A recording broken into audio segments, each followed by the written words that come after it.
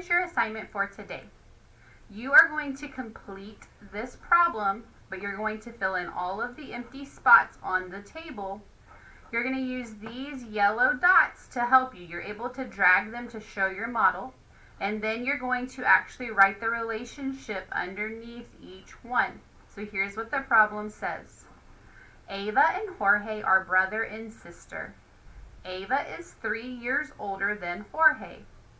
How old will Jorge be when Ava is 17? Complete the table to determine his age. Remember to fill in all spots and write the relationship. So we know that Jorge is 2, and we know that Ava is 5.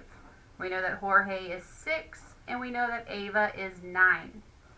I don't know how old Jorge is here, but I know that Ava's 14, and I don't know how old Jorge is here, but I know Ava is 17. So I need you to fill in all of these spots, and I need you to show me all of your work and prove your answers with all of this space right here. When you're finished, you're going to submit it to Google Classroom, and I cannot wait to see all of the great work you're doing. If you have any questions, please ask your teacher.